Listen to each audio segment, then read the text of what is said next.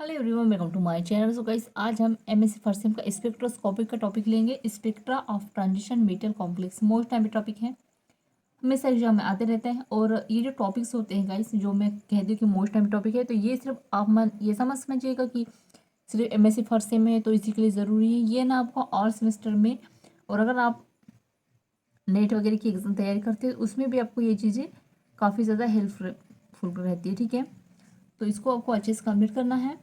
ठीक है, अब चलिए वीडियो को स्टार्ट करते हैं। वीडियो को स्टार्ट करने से पहले अगर आप मेरे चैनल पर नए हैं तो प्लीज़ चैनल को लाइक सब्सक्राइब कर दीजिएगा, क्योंकि मैं एमएससी केमिस्ट्री के और सेमेस्टर के नोट्स हिंदी में आपको प्रोवाइड करती रहती हूँ। और अगर आपको एमएससी केमिस्ट्री और सेमेस्टर के नोट्स परचेस करना है तो उसके लिए भी आप मुझे व्हाट्सएप पे मैसेज कर सकते हैं। डिस्क्रिप्शन में व्हाट्सएप नंबर शेयर कर देती हूँ।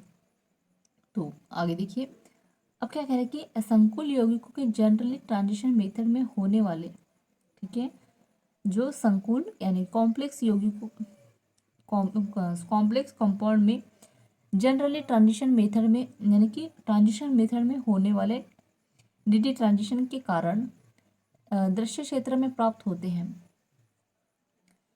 दो द्रव स्तरों में एनर्जी डिफरेंस इतना कम होता है कि डीडी अब्सॉर्प्शन दृश्य द्वारा क्षेत्र में ही हो जाता है। इसमें कह रहा है कि जो कॉम्प्लेक्स कंपाउंड में जनरली ट्रांजिशन मेथड होता है, ठीक है, कौन सा, डीडी ट्रांजिशन। अब ये डीडी ट्रांजिशन के कारण दृश्यों यानी क्षेत्रों में प्राप्त होते हैं। ठीक है, डीडी ट्रांजिशन क्या होता है, दृश्यों में प्राप्त होता है। अब क्या करें कि दो द्रव स्तरों एनर्जी डिफरेंस इतना होता है, दो द्रव स्तरों के बीच में एनर्जी का डिफरेंस इतना कम होता है कि जो अब्सॉर्प्शन होगा दृश्य प्रकाश क्षेत्र में ही हो जाता है। ठीक है, इसलिए ट्रांजिशन मेटल के संकुल यौगिकों को कलर प्राप्त होता है। ठीक है, मतलब कि ये दो द्रव स्तरों के बीच में डिफरेंस एनर्जी डिफरेंस बहुत ज़्यादा कम होता है, तो यहाँ ये जो होता है डीडी अब्सॉर्प्शन में हो जाता है। तो इससे इससे हमें क्या होता है, जो यौगिक संकुल के जो यौगिक होते हैं उसमें हमें कलर्स प्राप्त होते हैं। अब इसमें क्या है कि फर्स्ट डीडी बॉन्ड से सीधे सीधे 10 DG यानी CeSe का मान प्राप्त होता है। उदाहरण के लिए TiH2O6 का आयन डीडी ट्रांजिशन के 20 सेंटीमीटर -1 पर शो होता है। इससे रिलेटेड एनर्जी इस प्रकार ज्ञात कर सकते हैं। नीचे तालिका रूप में जिन डोनर के साथ ओदर एक्सेप्टर अवयव के लिए के इक्विलिब्रियम कांस्टेंट डेल H0 संभव ऊष्मा DE1 मोलर विलोप गुणांक का मान दिया जाता है। यहाँ पे डीडी ट्रांजिशन दिया गया है, यहाँ पर देख सकते हैं।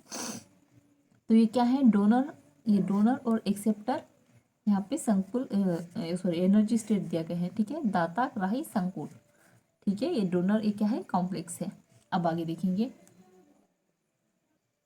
अब यहाँ पे देखेंगे कि क्या कह रहे हैं, बेंजीन के अन्य एक्सेप्टर यौगिकों के साथ संकुल यौगिकों के K1 minus del H0 E1 का मान, यहाँ पर एक्सेप्टर है, क्या है हमारे पास I2Cl2Br2। ठीक है, यहाँ पे के है, यहाँ पे एनर्जी स्टेट है, यहाँ पे I है। ठीक है, तो इसके मान आप देख सकते हैं। और ये डी नाइट्रोबेंजीन 0.23 है, इसका क्या है, डेल H0 का 1.71, और यहाँ पे EI का क्या है, 0.277 है। अब ये बेंजीन के लिए है। ठीक है, ये क्या बेंजीन के लिए दिए गए हैं। ठीक है, अब आगे देखते हैं आयोडीन का विभिन्न डोनर के साथ के एवं OH का मान।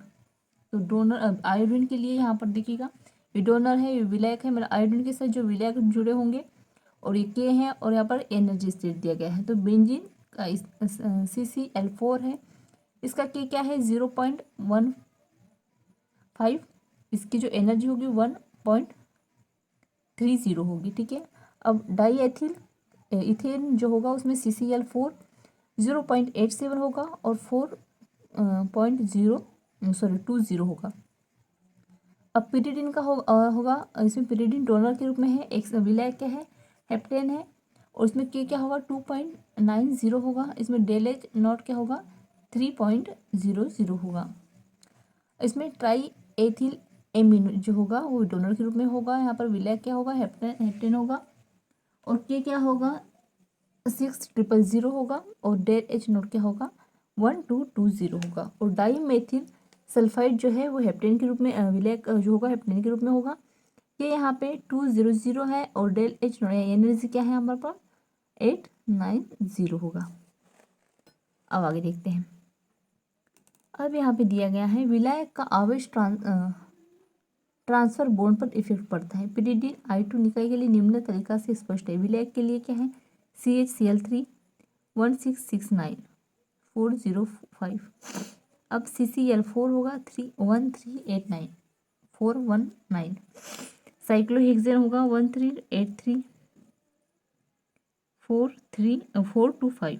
अब एन हेप्टेन क्या होगा 1386 और ये होगा 425। और एन हेक्सेन क्या होगा 14 यूमैक्स के लिए 1450 और एन मैक्स के लिए 426। तो यहाँ पे जो है विलायक के लिए भी पता चल गया हमको, आयोडीन के लिए भी और डोनर पता चल गया और बेंजीन के लिए एक्सेप्टर हमें पता चल गया। ठीक है, तो यहाँ पे जो है हमारा टॉपिक एंड होता है। सो आई होप आपको ये नोट ज़रूर पसंद आया हो। सो प्लीज़ चैनल को लाइक सब्सक्राइब कर दीजिएगा, साथ ही बेल आइकन प्रेस कर दीजिएगा। कमेंट में बताइएगा ये आपको नोट्स कैसे लगे। और एमएससी केमिस्ट्री और सेमेस्टर के नोट्स परचेस करने के लिए आप मुझे व्हाट्सएप पे मैसेज कर सकते हैं। डिस्क्रिप्शन पे व्हाट्सएप नंबर शेयर कर दूँगी। Thank you.